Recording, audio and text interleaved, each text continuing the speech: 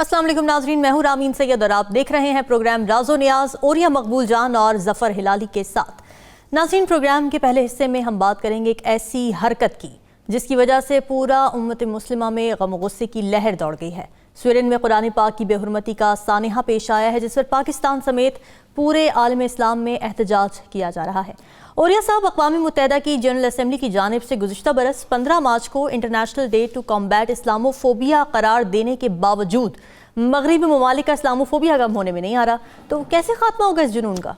देखें, आज से तकरीबन पूरा साल पूरा नहीं हुआ, पाकिस्तान के रिप्रेजेंटेटिव ने करारदाद पेश की और उसको बाकायदा मुत्तफ़िका तौर पर यूनाइटेड नेशंस के अंदर उसको मान लिया गया कि हम 15 मार्च को इस्लामिक फोबिया का दिन बनाएंगे और पूरी दुनिया में इसको कॉम्बैट करेंगे, इस सारे ट्रेंड को जो बनता चला है। लेकिन मसला सारा ये है कि क्या ये सिर्फ एक अचानक एक या दो वाक़यात ऐसे हैं कि जिसका अचानक हम मना लें। आज देखें, पूरा पाकिस्तान जो है ना, ये उम्मत मुस्लिमा की बेहसी का आलम देखें कि आज हमारे मामलात ही कुछ और हैं। हम कभी इस तरफ घूम रहे हैं, कभी कोई ये कर रहा है, कोई खैर एक तो हमें खैर बिजली की जो अजाब सुबह से हम उसमें जा रहे हैं उसके ऊपर खैर डिस्कस होगा, लेकिन हम जिस तरह की सूरत हाल का शिकार हैं, हमारी प्रायोरिटीज़ जो हैं दीन के हिसाब से बिल्कुल ख़त्म हो चुकी हुई। ये पहले दिन की बात नहीं है। इस वक्त पूरे यूरोप के अंदर कम से कम 27 ऐसी मुख्तलिफ किस्म की पार्टीज़ हैं जिनको वो राइट विंग पार्टीज कहा जाता है, कि जो मुकम्मल तौर पर रिलीजियस फंडामेंटलिस्ट किस्म की पार्टीज हैं, जिनमें BNP है, उसकी अपना इंग्लैंड की और जर्मनी की और बाकी पार्टियां हैं। तो इसमें आप सोचें कि एक ख़ास स्टैंड है, और स्टैंड में शुरू में सबसे पहले हुआ यह था कि जब वेस्टर्न यूरोप के अंदर जब एक किस्म की सेकुलरिज्म आया है, फिर 1992 के बाद जिस वक्त रशिया का मामला ख़त्म हुआ, रशिया तक तो ये बड़े लोग कमाल करते थे, जिस वक्त और कम्युनिज्म का बुत ख़त्म हुआ, जब उन्होंने कम्युनिज्म की कोल्ड वार ख़त्म की, तो इन्होंने मुसलमानों को एक जालिम के तौर पर और एक बर्बर के तौर पर एक इमेज बिल्ड करने की कोशिश की। आज की बात नहीं है। 92 में जॉन ऑफ द डमस्कस जो था, उसने रसूल अकरम सल्लल्लाहु अलैहि वसल्लम की गुस्ताखी में वो किताबें लिखी थी, और वो किताबें जो थी उस जॉन ऑफ डमस्कस जो था उसने अपने पास रखी थी, जिसको फिर चर्च ने दोबारा उसको निकाला और अलेक्जेंडर पैगनी जो था उस बंदे ने उसको छापा, और फिर उसके साथ का कुरान का एक गलतनामा जो है, गलत कुरान मजीद तर्जमे का छापा गया, बल्कि अरबी टेक्स्ट का छापा गया, जिसको खिलाफत उस्मानिया ने ला के फिर उसको ज़ाया किया, जिसकी एक कॉपी अभी भी ब्रिटिश म्यूजियम के अंदर मौजूद है। फिर उसके बाद एक तवील लिस्ट है ऐसे लोगों की जिनको हम ओरिएंटलिस्ट कहते हैं। ये वो लोग थे जिसमें आप शुरू हो जाए, बड़े बड़े नाम है उसके अंदर, कि जिन्होंने एक पर्टिकुलरली रेफरेंस के तौर पे पहले अपने आप को साबित किया कि हम बहुत मद्दाह हैं इस्लाम के, उस तहजीब के, उस माशरत के, सब कुछ, और फिर उसके अंदर उस किताबों के अंदर एक सटल तरीके से मुसलमानों के बारे में वो वाक़यात शामिल करने शुरू किए। यूरोप के अंदर आप सोचें कि जहां कोई इस बात का तसव्वुर भी नहीं करता था कभी कि कोई किस किस्म का लिबास पहन के गुजरता है, कोई किस किस्म की इबादत करता है, कोई किस किस्म की जिंदगी गुजारता है, पर्सनल लाइफ, उसके अंदर आप एक शख्स को इस बात की इजाजत दें। आप देखें ना, कोई शख्स किस शख्स को इजाजत दी जाए कि ओरिया मकबूल जान के वालिद की तस्वीर को जला दिया जाए, या उसकी वालदा की तस्वीर के ऊपर पांव रख के चले जाए, तो जाहिर बात है कि यह चीज अलाउड नहीं है। अच्छे जाए कि आप अरबों मुसलमानों की काबिल इज्जत किताब, काबिल तकरीम किताब के ऊपर स्वीडन प्रेसिडेंट जो है परमिट करे, स्वीडन सोसाइटी परमिट करे कि तुम इसको जला सकते हो। इसका और खासतौर टर्किश एम्बेसी के सामने तुम क्यों जलाते हो? तुम्हें टर्किश एम्बेसी के साथ जाओ, जाके टर्किश के साथ अपना मामला तय करो, जाके हमला करना। तुम्हारी 11वीं सेंचुरी की क्रूसेड की हिस्ट्री नहीं पढ़ी हुई? और क्या कुछ तुमने क्रूसेड में किया हो तो विल डुरैंट की किताब हेरोल्ड ऑफ द हिस्ट्री पढ़ ले, तब पता चलता है कि तुम कितने जालिम थे। असल मसला यह है कि पूरी की पूरी मुस्लिम उम्मा जो है वो एहतजाज के ऊपर है, बाकी चीज़ों के ऊपर है। आपको मैं आज बताता हूं, अगर मुस्लिम उम्मा जो है सिर्फ कंज्यूमर सोसाइटी है इस वक्त प्रोडक्ट्स की, अरब वर्ल्ड और मुस्लिम वर्ल्ड, सबसे बड़ी कंज्यूमर सोसाइटी है। ये सिर्फ एक अपने कंज्यूमर होने का ही अगर एक दावा लेके खड़ी हो जाए तो इस घुटनों के ऊपर आ जाते हैं। 73 में जिस वक्त उसने फैसल ने oil as a weapon use किया था, उसके बाद हाथ बांध के खड़े हो गए थे कि नहीं ऐसा तुम नहीं करो। मसला सारा यह है कि बहैसियत उम्मा हम एक मुर्दा सी सूरत हाल में हो गए हैं। वो मैं और आप प्रोग्राम कर जाएंगे, रात को सो जाएंगे घर जाकर। ठीक है हिलाली साहब, इस्लामोफोबिया का तोड़ करने के लिए मुस्लिम दुनिया की जानिब से जिन कोशिशों का आगाज किया गया था उनका क्या हुआ, वो क्यों अब तक नतीजा खेज साबित नहीं हुई हैं? देखिए मैं ये जानना चाहता हूँ, मैं स्वीडन में रहा हूँ। अच्छा। और मैं इस औरत जो इस वक्त प्राइम मिनिस्टर है स्वीडन का, मैं हैरान हूँ कि वो समझती है कि फॉर द डेमोक्रेसी कहता है कि दूसरों को मजहब पे सैक्रिलिजियस एक्ट्स दूसरे के मजहब के खिलाफ करें, और वो जस्टिफाई कर रही है कि ये डेमोक्रेसी में ये हो सकता है। जब आप लोगों की इमोशनल फीलिंग्स और रिलीजियस फीलिंग्स को वायलेट करते हैं, कोई डेमोक्रेसी नहीं है वो it's a negation of democracy. ये पढ़े लिखे औरत है, ये किस किस्म की औरत थी जो इस ऐसे ये किया? Extremist right wing. आपको पता है स्वीडन का कितना हिस्ट्री ऑफ टॉलरेंस है? उधर तो राइट विंग गवर्नमेंट पता नहीं अब कैसे आया। मैं 40 साल पहले पोस्टेड था स्वीडन में, पाल्मे, ओलाफ पाल्मे, सोशलिज्म। क्या टॉलरेंस थी? रेफ्यूजीज को वो लेते थे, कहते थे व्हाट एवर रिलीजन, आओ हमारे सोसाइटी में रहो, हम तुम्हें पैसे देंगे, फूड देंगे। ये तो एक ऐसा बायस निकला है, ये एक रेशियलिस्ट है। और मैं समझता हूं कि पाकिस्तान को और ओआईसी को रिएक्ट करना चाहिए। ओआईसी को कम से कम तो हमारे मिशंस को कहें, एम्बेसडर को वापस बुलाओ, और अगर इससे माफी ना मांगो, सेवर डिप्लोमेटिक रिलेशंस, और जैसे औरिया साहब ने कहा है और भी अगर ये चलते जाए तो बॉयकॉट करो, सैंक्शन करो, कम से कम मुसलमानों मुल्कों से सैंक्शन करो। ये कोई जस्टिफिकेशन नहीं है कि आप डेमोक्रेसी के बहाने पे आप अपनी एक्सट्रीम राइट विंग वोट को नरिश करें। बिल्कुल गलत बात है और किसी जगह ये एक्सेप्टेबल नहीं है। मैं कहता हूं स्वीडन में भी एक्सेप्टेबल नहीं है। मैं जानना चाहूंगा कि पोल करके आप देखें स्वीडन क्या कहता है, नहीं तो हम भी जाके ऐसी चीज करें, अस्तगफुर, wrong, it will be wrong. बिल्कुल ठीक है। डेमोक्रेसी और आज़ादी इजहार राय के नाम पर किसी के रिलीजन का, किसी के मुक़द्दस जो मकामात हैं या चीज़ों का मजाक उड़ाना बिल्कुल भी ठीक नहीं है, इंतहाई कंडेमेबल है। अच्छा और ये सब बीबीसी की मोदी मुखालिफ डॉक्यूमेंट्री एक आई है जिस पर भारतीय हुकूमत की तरफ से रद्द-ए-अमल दिया गया है और जितना दबाव डाला जा रहा है, तो क्या ऐसा दबाव आपको कभी मुस्लिम ममालिक की तरफ से इस्लाम की बेहुरमती पर नजर आया? नहीं, बिल्कुल नहीं, मैं सही कह रहा हूं। देखिए मोदी का मामला यह है कि मोदी के बारे में इस वक्त पूरी दुनिया जो है ना, उनका एक रवैया बनता चला जा रहा है। और मुझे कभी कभी मुझे जॉर्ज डब्ल्यू बुश के वो सेकंड टाइम जब वो इलेक्ट हुआ था ना, तो उसकी एक स्टेटमेंट याद आती है। मुझे लगता है कि ये कॉन्स्पिरेसी इस लेवल की चल ना रही हो। उसने कहा था we are not complacent enough that we should not consider the threats of Indian and Chinese economy. कि हम इतने भोले नहीं हैं कि हम इंडियन और चाइनीज इकोनॉमी हैं उनके थ्रेट को हमें अंदाजा ना हो। But the Indian economy is more a threat to us because Indian education system is well in place. और भारत की जो वेल एजुकेशन सिस्टम, ज़ाहिर बात है भारत के लोग जो हैं वहाँ पहुँच रहे हैं और वो उसी तरह का ओ लेवल, उसी तरह का ए लेवल, उसी तरह की वो कोलंबिया यूनिवर्सिटी, उसी तरह की वो सारी चीज़ें, और वो उनके बड़े बड़े जैसे कहते हैं कॉर्पोरेट सेंटर में जगह बना रहे हैं। लेकिन मसला सारा यह है कि इस वक्त जितना बैड प्रेस मोदी को मिला है और मिल रहा है, अगरचे कि वो उसकी मोदी की खबास्तों का सिर्फ 5% बताते हैं, लेकिन उसके बावजूद भी ये कभी इससे पहले नहीं था।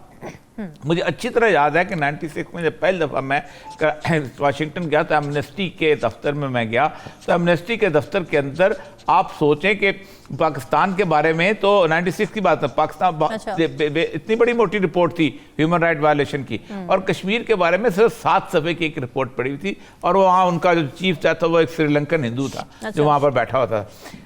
बहुत ज़्यादा उसको इंडिया को कवर देते रहे हैं, इंडिया को समझते रहे हैं कि ये बस ठीक। लेकिन ये जो अचानक एक चीज़ बिल्ट अप हुई है, या तो ये है कि वो समझते हैं कि भारत एक मॉन्स्टर बनता जा रहा है, तो इस मॉन्स्टर को जहाँ से इसको अभी से देखो, और ये बहुत अच्छी बात है कि इस मॉन्स्टर का गला वही घोंट रहे हैं कि जिन्होंने ये मॉन्स्टर बनाया था। اور وہ اس کو مودی کو اسی طریقے سے جیسے وہ کارپوریٹ منی اس کو لے کے آئی تھی، متل امبانی کا پیسہ اس کو لے کے آیا تھا، انہوں نے خاص طور پہ ایک ریلیجس فنیٹزم پیدا کی تھی، ایک خاص طور پہ ہندوتوا کی تھیوری کو سرمایہ دیا تھا، ان کی رتھ یاترا کے اندر پیسے لگائے تھے، اور پھر مودی کو ایک ہیرو بنا کے پیش کیا تھا کہ یہ جناب کیا بات ہے، بالاجی باجی راؤ کے بعد 400 سال کے بعد ایک دوبارہ ایک بہت بڑا ہیرو نکل آیا ہے۔ وہ مجھے لگتا یہ ہے کہ اب وہ محل جو ہے وہ خود اس کو مسمار کرنے لگے ہیں، اسی لیے پینک ہے۔ دیکھیں بی بی سی کی ڈاکومنٹری جو ہے پاکستان کے بارے میں بنی ہے، باقی لوگوں کے بنی ہے، ہمارے اسد زرداری کے بارے میں کیا کیا کچھ نہیں بنا، ہمارے نواز شریف صاحب کے بارے میں کیا کیا کچھ نہیں بنا، لیکن پابندی نہیں لگی۔ مودی کا مسئلہ ہے کہ مودی کی جو جرائم ہے نا وہ بہت انسانیت سوز جرائم ہے، اس وجہ سے پوری دنیا جو ہے وہ چونک کھڑی ہوئی ہے۔ ٹھیک ہے ہلالی صاحب، آپ کا کیا خیال ہے بی بی سی کی جانب سے جو ڈاکیومنٹری بنائی گئی ہے اور پھر اس پر جس طرح سے سینسرشپ لگائی جا رہی ہے، کس طرح دیکھتے ہیں آپ اس معاملے کو؟ آپ تھوڑا سوچئے صحیح کہ 2 منٹ کے لیے سوچئے کہ یہ جو آج کا یہ نکلا ہے مودی کے ایکشنز کے بارے میں، یہ جیک سٹرو جو ادھر اس ملک کا سیکرٹری فارن سیکرٹری تھا، منسٹر تھا، فارن منسٹر تھا، اس نے کیا کہا ہے کہ ہمارا برٹش انڈیپینڈنٹ رپورٹ نے کیا رپورٹ کیا ہے، کوٹ آپ ترجمہ کریں، wide spread and systematic rape of Muslim women. ان کا رپورٹ ہے، یہ گوروں کا رپورٹ ہے، یہ گوروں کے لفظ ہیں ان کے زبان میں، wide spread and systematic rape of women, politically motivated violence authored by Moody. انتہائی افسوسناک۔ And the order کیا تھا؟ Purge Muslims in Hindu areas، نکالو ادھر سے ان کو۔ Ethnic cleansing ہے یہ بھائی، it's illegal۔ مگر کیا کہتا ہے سٹرو؟ سب چیز یہ کہہ کے موڈی کو اس طریقے سے موڈی کو ڈسکرائب کر کے بتا کے کہ یہ ہے کیا، یہ شخص یہ کیا کہتا ہے بعد میں، مگر پتہ کیا، ہم نے ایک لمحے کے لیے نہیں سوچا کہ ہم انڈیا کے ساتھ ڈپلومیٹک ریلیشنز توڑیں۔ Can you imagine?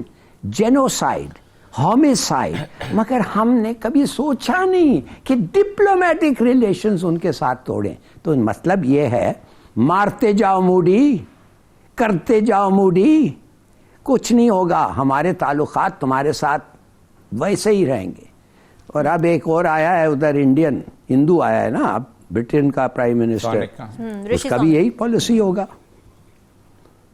تو میں کہنے کی بات یہ ہے، یہ منافقت ان کی کوئی لمٹ نہیں ہے، اور یہ خود کہتے ہیں، ان کے اپنے کانفیڈینشیل رپورٹنگ میں کہتے ہیں کہ سسٹمیٹک ریپ آف، یہ اس کا مودی کا فرمان تھا۔ اور جیسے میں نے آپ کو پہلے بھی بتایا، وہ جعفری کی بیوی، وہ جو انڈین ایم پی اے تھا، وہ بیچارہ مار رہے تھے، اس کے ہاتھ اس کے آنکھوں کے سامنے کاٹ رہے تھے، اس کے پیر اس کے آنکھوں، اس کی وائف کو آنکھوں کے سامنے، وہ ایس پی کو کہہ رہی تھی پلیز ڈو سم تھنگ، اور وہ کہہ رہا تھا آرڈر ہے کہ ہم نے کچھ نہیں کرنا ہے۔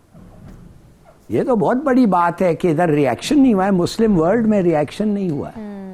عرب تو کھا گئے، وہ تو کچھ کہتے ہی نہیں ہے۔ بالکل، مجھے سمجھ نہیں آ رہی ہے کہ آپ سمجھتے ہیں اس قسم کے reaction, no reaction is a reaction, exactly, it's a terrible reaction.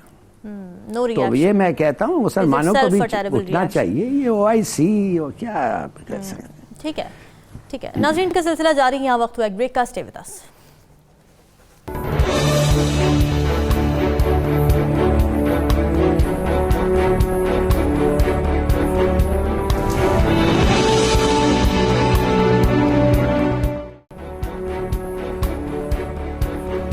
Welcome back ناظرین۔ کچھ خفا سے سابق وفاقی وزراء نے ملکی مسائل اور حالات کے ذمہ داران کا تعین کرنے کے لیے ٹروتھ کمیشن بنانے کا مشورہ دیا ہے۔ ان کا کہنا ہے کہ ماضی کی غلطیوں سے سیکھ کر آگے بڑھا جائے۔ اور یہ صاحب، یہ جو ٹروتھ کمیشن بنانے کا فیصلہ کیا جا رہا ہے، اور ری امیجننگ پاکستان کے نام سے جو ایک سیمینارز کا ایک سلسلہ ہے جو کہ ہم دیکھ رہے ہیں، کس طرح سے دیکھ رہے ہیں آپ؟ دیکھیں 2008 میں جب شہباز شریف صاحب جہاں آئے تھے تو میں سیکرٹری انفارمیشن تھا، تو جو پہلی پریس کانفرنس میں نے ان کی کروائی تھی اس میں انہوں نے یہی کہا تھا کہ ٹروتھ اینڈ ریکنسیلیشن کمیشن قائم کیا جائے.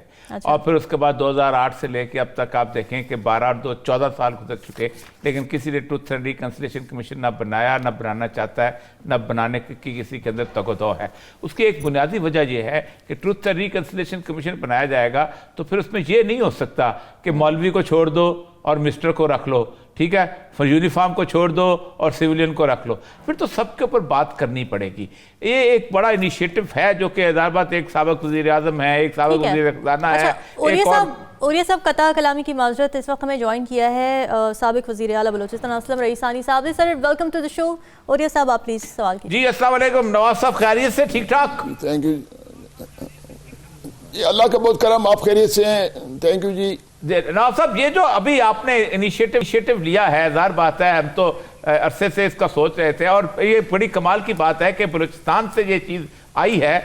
اب کیا کرنا, کتنے 75 سال کا اتنا بڑا گند جو ہے, کیا چاہتے ہیں آپ اس کو ایک دفعہ پورا ریویو کر لیا جائے یا کوئی نئی چیز شروع کی جائے؟ نہیں, اس میں یعنی جو 75 سال سے جو ہم جن مصائب کا شکار ہیں اور جو ہمارے سیاست میں جو اسٹیبلشمنٹ مداخلت کر رہی ہے, ہم کہتے ہیں کہ we should reimagine Pakistan. اب ری امیجن تو ہم کریں گے, امیجن بھی ہم نے کیا ہے, ہم نے ری امیجن بھی کیا ہے, اور اب دیکھنا ہے کہ اس یہ جو ری امیجننگ آف پاکستان کا سلسلہ ابھی شروع ہوا ہے. 28 کو پشاور میں ان کا اجلاس ہو رہا ہے یا ان کا کانفرنس ہو رہا ہے, پھر اس کے بعد شاید سندھ میں ہو. اب دیکھتے ہیں کہ اس کا آؤٹ کم اوور آل کیا ہوگا. مطلب کوئی 3-4 شاید پنجاب میں بھی ایک اجلاس ہو. اب دیکھنا ہے. Now let's see what will be the outcome of these conferences which will be held all over the country. اچھا نواز صاحب, یہ اس میں اب تک آپ نے سیاستدانوں کو لیا ہے, اور وہ سیاستدان جو کہ ہیلم آف دا افیئر پہ رہے ہیں, آل واکس آف دا لائف جو ہیں, مطلب جو بہت زیادہ اور لوگ ہیں, ظاہر بات ہے کہ جنہوں نے دنیا کے اندر انٹلیکچوئل ہیں ہمارے اور چیزیں, کیا آپ چاہتے ہیں کہ تمام واکس آف دا لائف, خاص طور پہ وہ لوگ جو کہ کہیں نہ کہیں کسی نہ کسی جگہ پہ کوئی نہ کوئی کنٹریبیوٹ کرتے رہے, ان کو بھی لیا جائے, اور جو واقعی آزاد سوچتے ہیں؟ نہیں, دیکھیں کہ یعنی ری امیجننگ آف پاکستان اس لیے کہ اب پاکستان تو ایک جذباتیت میں بنی. پاکستان اسلام کے نام کو تو استعمال کیا گیا, لیکن جو بنا ایک ایڈونچرزم, ایک جذباتیت میں بنی. اب 75 سال میں تو معاملات ہمارے کبھی ٹھیک نہیں ہوئے. آپ نے دیکھا کہ مسٹر جناح کا, یعنی مسٹر جناح کو جب ٹیوبرکلوسس ہوئی تو مسٹر جناح کو انہوں نے کسی سینیٹوریم میں رکھنے کے بجائے انہوں نے ان کو زیارت میں رکھا, اور ان کا اس کے بعد ان کا ایمبولنس یہاں ڈرگ روڈ پہ خراب ہوا. پھر آپ نے محترمہ فاطمہ جناح کو دیکھا کہ ایوب خان نے ان کو غدار قرار دیا. تو یہ سارے معاملات, اس کے بعد ایوب خان نے سکندر مرزا کو کہا کہ خواجہ ناظم الدین کا ہٹاؤ اور خود گورنر جنرل بن جاؤ, اور اس کے بعد پھر فیلڈ مارشل آئے, فیلڈ مارشل نے سکندر مرزا کو ہٹائے. تو یہ سارے یعنی یہ سارا جو, یعنی میں اس کو گن تو نہیں کہوں گا, لیکن سارا جو 1947 سے آج تک جو سیاسی غلطیاں جو ہوئی ہیں ان کو ٹھیک کرنا ہے. نہیں, ٹھیک کون کرے گا؟ مسئلہ سمجھ ہے, کیا ایک بہت بڑی موومنٹ چلائیں گے آپ؟ اصل مسئلہ تو یہ ہے, کیونکہ یہ باتیں تو پاکستان کی, میں لائبریری میں لے چلتا ہوں آپ کو ہزاروں کتابیں 71 کی ملے گی, 48 کی بھی آپ کی اپنا خان افقلات والی بھی ملے گی, آج کے مشرف دور کی بھی ملے گی. اتنا کچھ لکھا ہے, پڑھا جا چکا ہے. اصل یہ ہے کہ کیا آپ اس کو ایک تحریک کا درجہ دیں گے؟ نہیں, آپ اس کو ایک دیکھیں, ہم چاہتے ہیں کہ فیڈریشن کو بچائیں.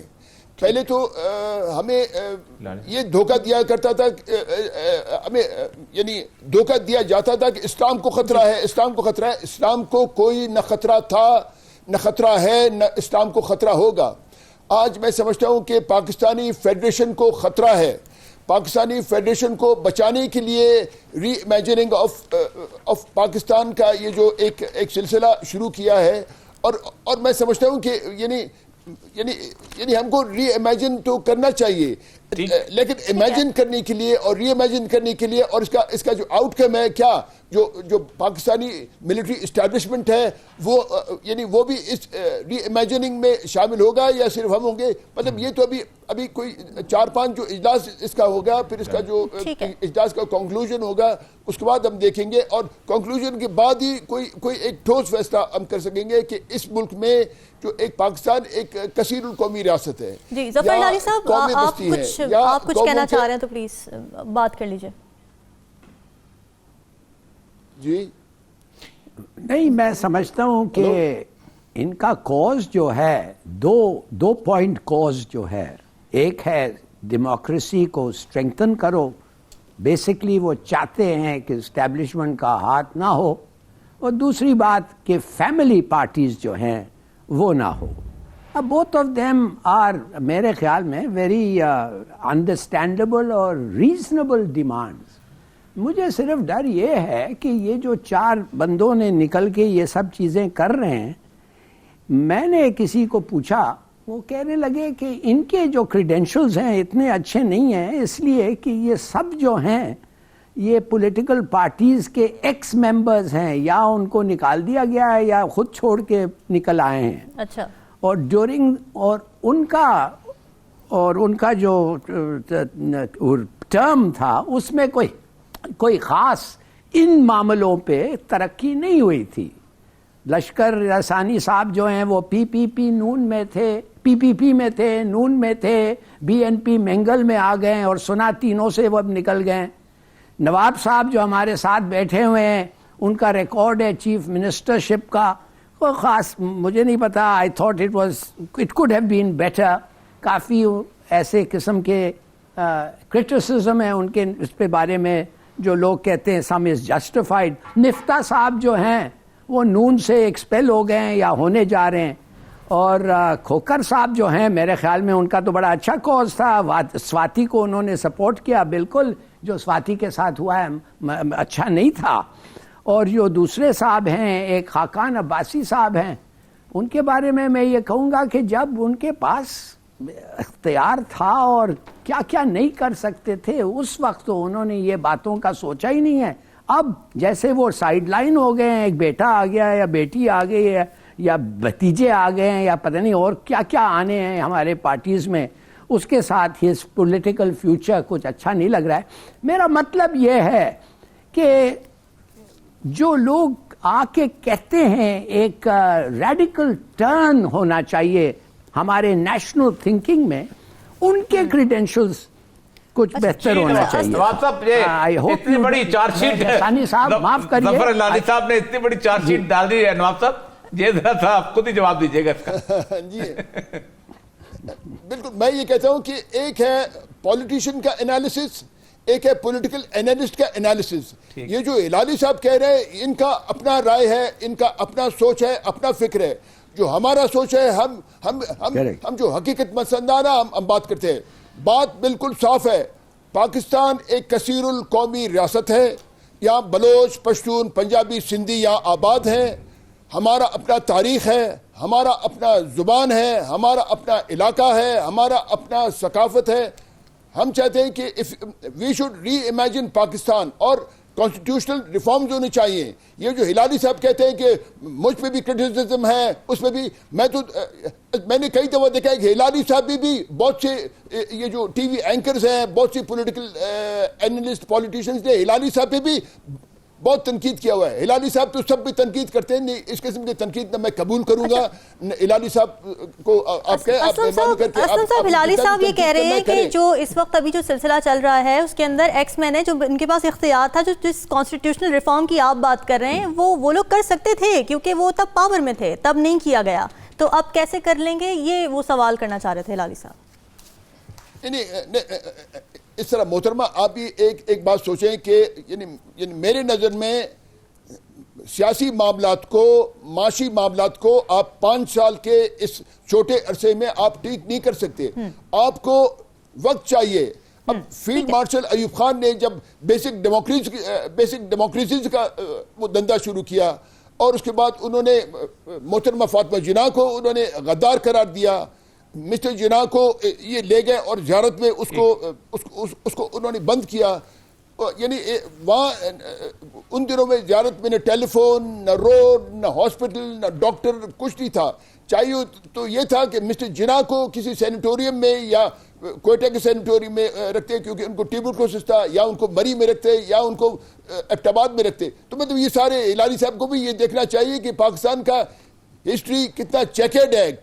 یعنی اور یہ جو ہم لوگ باتیں کرتے ہیں کہ یعنی ہم پہ تنقید کرتے ہیں، تنقید بالکل ہم سننے کو تیار ہیں، اور ہم ہر تنقید کا ہم جواب بھی ہم دے سکتے ہیں. ہمارے پاس ہر جواب ہے. نواب صاحب، سب سے اہم بات یہاں پر یہ بنتی ہے کہ یہ بات بالکل ٹھیک ہے کہ پاکستان کی سیاست کبھی اسٹیبلشمنٹ سے آزاد نہیں رہی، لیکن ایک اور تاریخی حقیقت بھی ہے کہ یہ اسٹیبلشمنٹ 1951 میں نوابزادہ لیاقت علی خان کے امریکہ کے دورے کے بعد فیلڈ مارشل محمد ایوب خان کو آرمی چیف لگانے اور امریکہ کے کہنے کے اوپر لگانے سے شروع ہوئی تھی.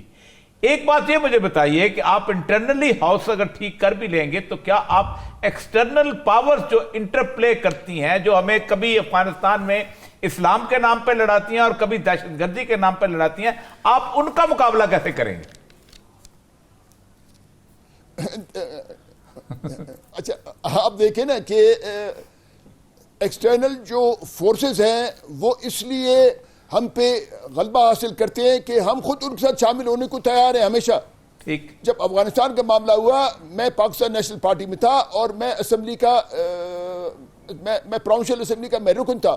اس دن سے میں کہتا آ رہا ہوں کہ افغانستان کے معاملات میں مداخلت بند کرو، لیکن آج تک مداخلت ہوئی. آج آپ جائیں کندھار میں، آپ جائیں کہ پاکستانیوں کا کیا حیثیت ہے کندھار میں، کیونکہ ہم ہر معاملات میں، ہم افغانستان کے معاملات میں ہم مداخلت کرتے ہیں، ایران کے معاملات میں ہم مداخلت کرتے ہیں، چین کا جو اورمکی اور سنکیانگ کا علاقہ ہے، یعنی چین بھی پاکستان سے شکایت کرتا ہے کہ وہاں جو مسلمان ہیں ان کو پاکستان ایڈ کر رہا ہے. اچھا، پھر پاکستان کا جو مخدوش جو سیکیورٹی سچویشن ہے وہ تو اتنا خراب ہو گیا ہے کہ آج پاکستان کے نیوکلیئر پروگرام سے سارا دنیا خوفزدہ ہے، سارا دنیا خوفزدہ ہے. اور چاہے وہ چین کے شکل میں ہو، روس کے شکل میں ہو، یا ہمارے دوسرے اسلامی ممالک کے دوستوں، کیونکہ سیکیورٹی سچویشن ہمارا اتنا مخدوش ہے کہ وہ ڈرتے ہیں کہ اگر خدا نہ خواستہ یہ ہمارا سیکیورٹی ایسیڈز کسی دہشت گردوں کے ہاتھ لگ گئے تو دنیا کا کیا حالت ہوگا. تو یہ it is a very complex situation. یہ صرف ہلاری صاحب کے تنقید سے یا اس کے حمایت سے یا اس کے حمایت سے یہ معاملات ٹھیک نہیں ہوں گے. ہم کو بیٹھنا ہوگا. ہم کو جو آپ نے کہا کہ یعنی میں کہتا ہوں کہ ٹروتھ کمیشن تشکیل ہونی چاہیے. آپ نے کہا ریکنسیلیشن میں کہوں گا کہ شریعت کے مطابق ہونا چاہیے. نہیں، پہلے ٹروتھ کمیشن کو آپ تشکیل دیں. ٹروتھ کمیشن میں مطلب جس طرح بھی یعنی اس کا تشکیل ہو، اور اس کے بعد پھر ریکنسیلیشن دوسری بات ہے. سب سے جو اہم آج پاکستان میں یا بلوچوں جی میری بات سنیں، جو سب سے اہم ہمارا بات ہے، ہمارا مسنگ پرسن ہے. ہمارے 9, 10, 12, 13 ہزار لوگ ہمارے گم ہیں. اور سرکار کہتی ہے، یہ کہتی ہے کہ ہمارا کوئی آتی، ہم کہتے ہیں کہ اسٹیبلشمنٹ اور انٹیلیجنس ایجنسیوں نے ہمارے لوگوں کو اغوا کیا ہے. ہمارے لوگ ٹارچر سیلوں میں پڑے ہوئے ہیں. کتنے زندہ ہیں، کتنوں کو انہوں نے قتل کیا ہوا ہے. مطلب اس کا جواب ہلاری صاحب کے ساتھ ہے، یعنی ہلاری صاحب کے ساتھ یعنی ہمارے مسنگ پرسن کا جواب ہے ان کے پاس. یعنی ہماری اگر آپ اس طرح سمجھتے ہیں کہ لوگوں کو اغوا کر کے معاملات ہم ٹھیک کریں، نہیں، معاملات بہت بگڑ رہے ہیں. یعنی میں آپ کو کہتا ہوں کہ ایک آدمی کے اغوا سے، ایک آدمی کے لاپتہ ہونے سے ہزاروں لاکھوں لوگوں کے دلوں میں نفرت پھیل رہی ہے.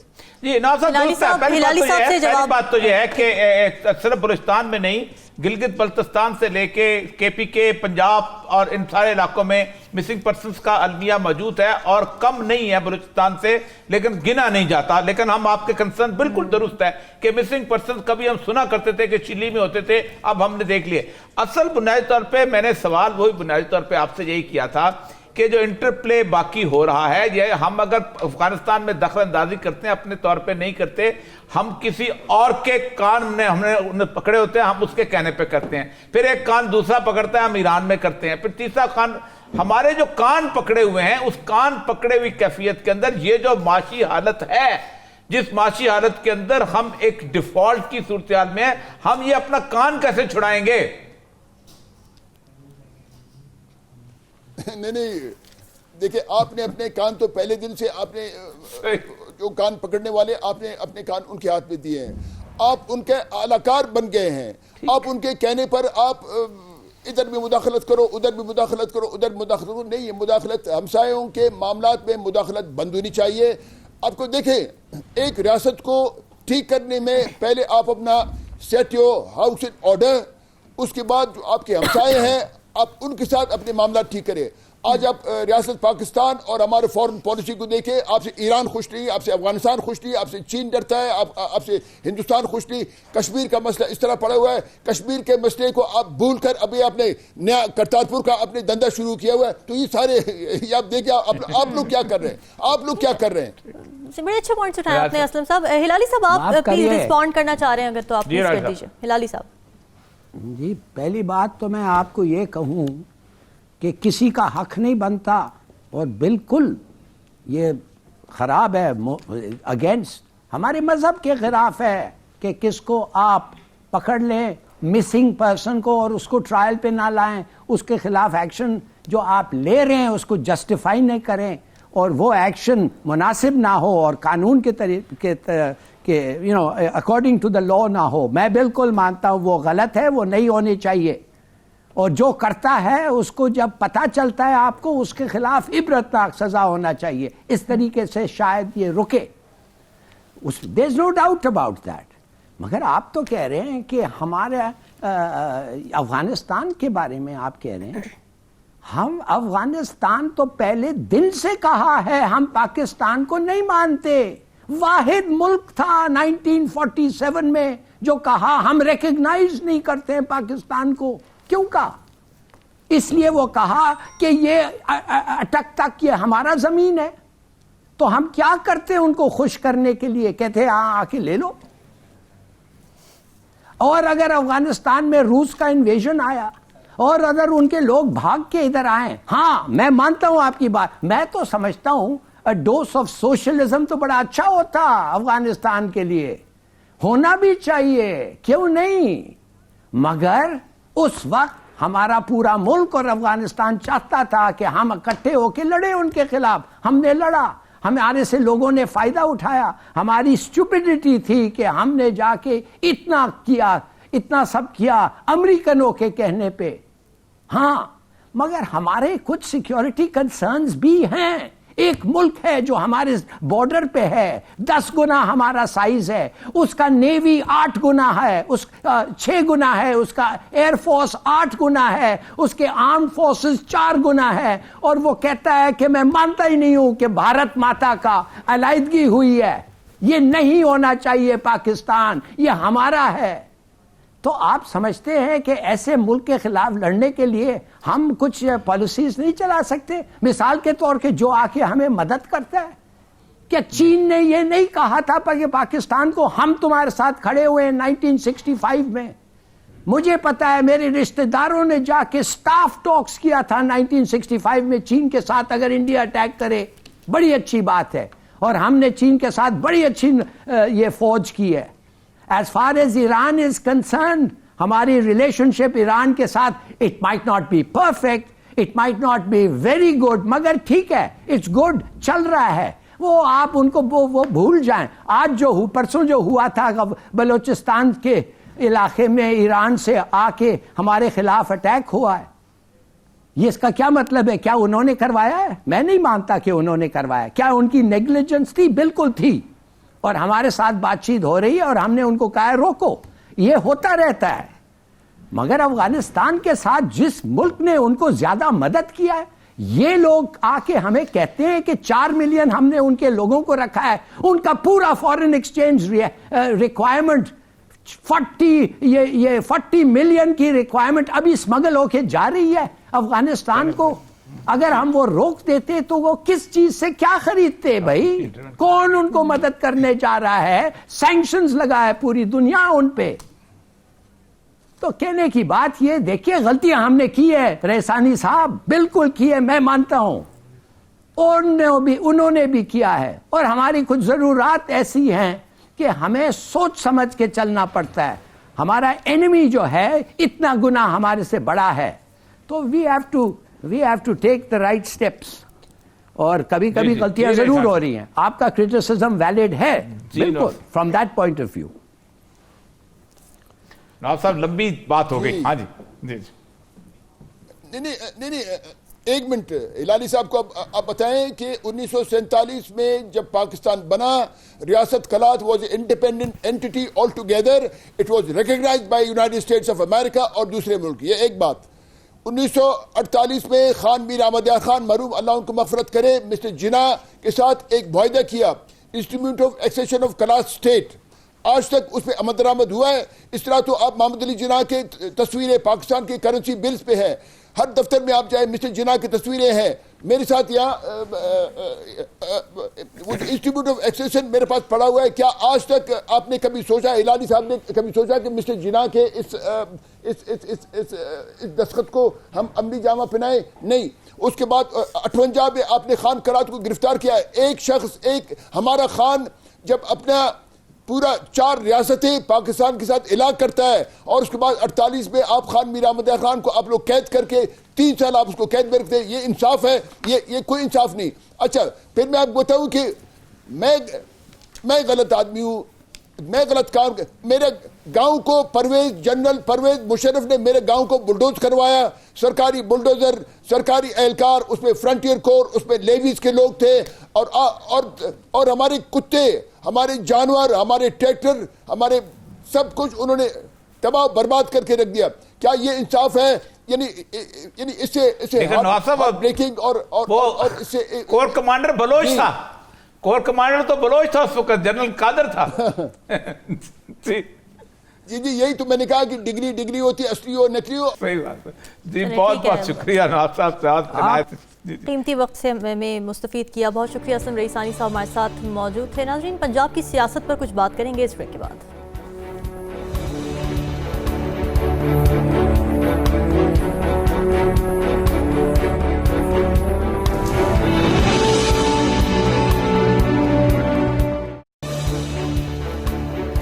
ویلکم بیک ناظرین. پی ٹی آئی نے الیکشن کمیشن آف پاکستان کی جانب سے سید محسن نقوی کے بطور وزیر اعلیٰ پنجاب تقرر کو مسترد کر دیا ہے اور اس فیصلے کے خلاف عدالت میں جانے کا فیصلہ کیا ہے. یوں پہلے سے سیاسی بحران کا شکار صوبہ پنجاب ایک نئے بحران کی زد میں کھڑا نظر آتا ہے.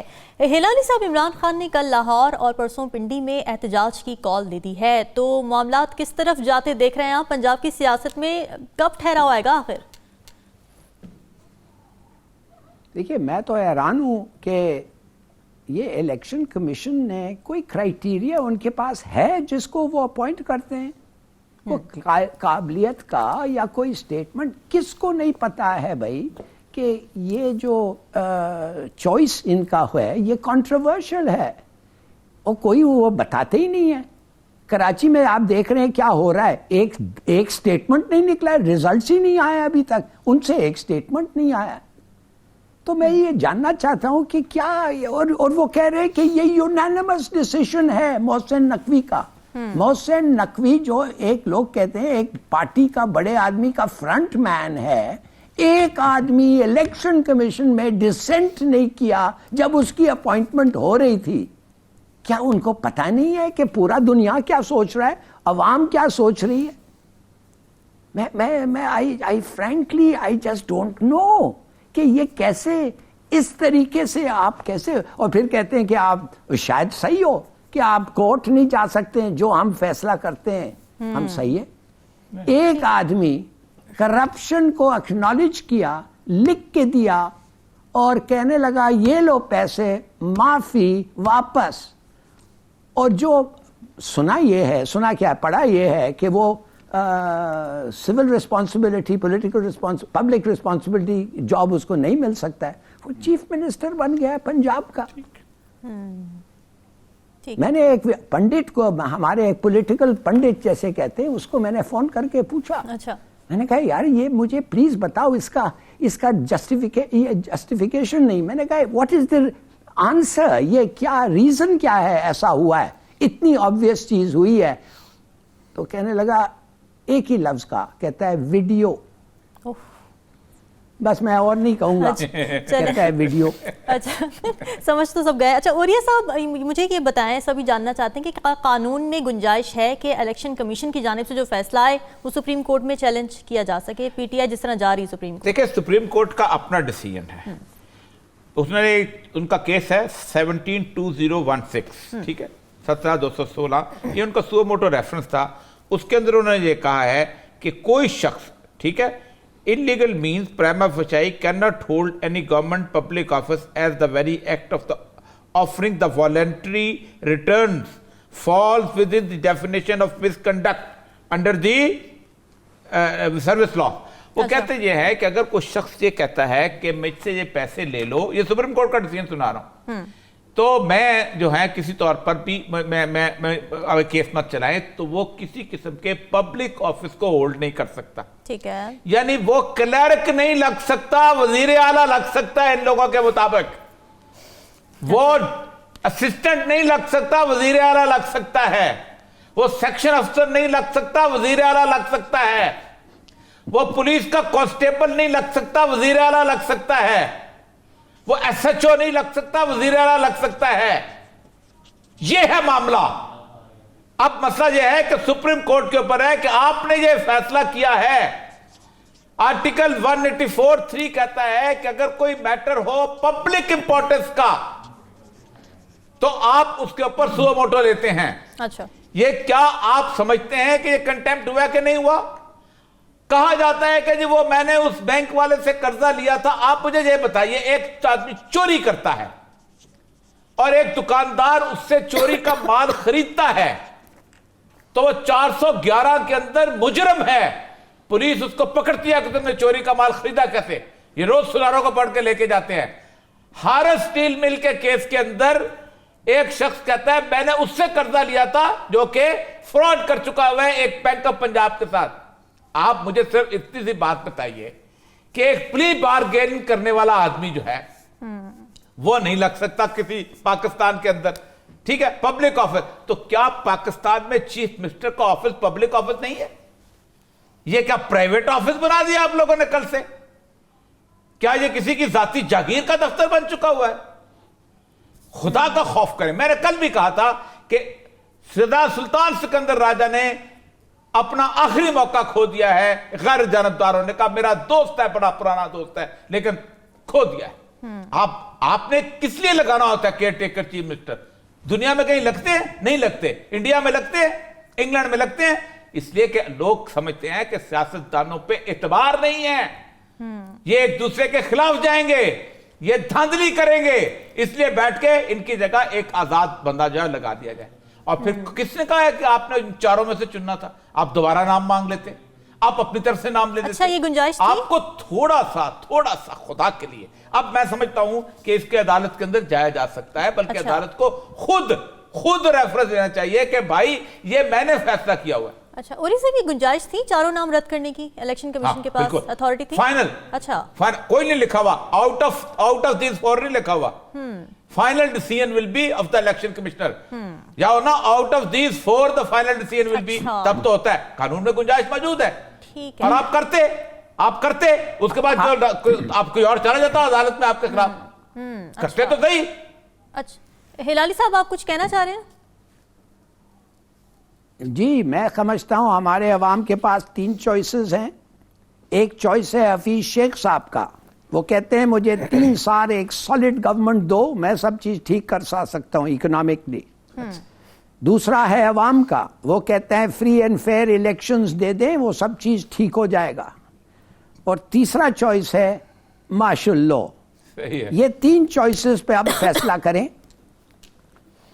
اور جو بھی ٹیک یور پک, اور یہ ان تینوں میں سے فیصلہ ہونا ہے. اور آپ کو میں کہہ سکتا ہوں کہ 2 چوائسز ہیں, ایک تو ہو نہیں سکتا. दूसरा होना चाहिए, और तीसरा का नतीजा मुझे नहीं पता क्या होगा, मगर मैं नहीं समझता अच्छा नहीं, होगा। ना ही जाए वहाँ तक बातें तो ठीक है। अच्छा हिलाली साहब ये बताएं कि अब तो कंट्रोवर्सी दर कंट्रोवर्सी होती जा रही ना, पहले इलेक्शन कमिश्नर जी कंट्रोवर्शियल थे, तो उनका जो लाया हुआ अब नाम है वजीर आला, निगरान वजीर आला का, वो भी कंट्रोवर्शियल हो गया, तो अब ये जो निगरान वजीर आला साहब जो डिसीजंस लेंगे वो भी आगे कंट्रोवर्शियल हो जाएंगे, तो ये मामला कहीं रुकेगा जाके? नहीं, इट कैनॉट। प्लीज अंडरस्टैंड कि ये बंदा जो अपॉइंट हुआ है, ये इसलिए नहीं अपॉइंट हुआ है कि एक पॉलिटिकल पार्टी का सरबराह है वो चाहता था। इसके पास और सपोर्ट भी होगी, तगड़ा सपोर्ट भी होगा। मैं तो महसूस ही नहीं कर सकता, आई कैन नॉट इमेजिन कि इतना बड़ा फैसला एक आदमी ने कर दिया। माने सिकंदर राजा ने भी तो आखिर कान तो हैं उसके। तो कहने की बात ये है कि लुक एट इट, मगर अगर ये सलूशन है तो दुआ करें। It is, I don't think so. मैंने आपको 3 चॉइसेस दिए हैं। अच्छा, और 2 और ये का सब मैंने बता जल्दी दिया। से ये बता दीजिए कि क्या पंजाब के इंतखाबात आप होते देख रहे हैं जल्द, या ये लटक गए? नहीं, मैं देखो आप बताऊं, ये हमेशा बहुत गलती करते हैं। इसके लगने से होगा क्या, जो जरा सा नरम गोशा भी उठा ना किसी के दिमाग में एस्टेब्लिशमेंट के बारे में, वो निकल जाएगा। ठीक है। और जरा सी जो कोई नफरत थी ना इमरान खान के बारे में, वो खत्म हो जाएगी। अच्छा, यानी आप ऐसा फैसला करते हैं कि खुद आपके पांव पे कुल्हाड़ी मारी जाती। यानी अगर लोग ये समझते थे ना कि यार ये लोग आके मिल मिला के आसानी से अच्छा हो जाए, इमरान खान को भी आने दो, नून लीग को भी आने दो, वो अब ये समझेंगे कि यहाँ एक खेल रचाया जा रहा है, एक बुनियाद की बुनियाद। ठीक है, सही कह रहे हैं, पोलराइजेशन मजीद बढ़ेगी। नाज़रीन, डिस्कशन आपने सुनी कल।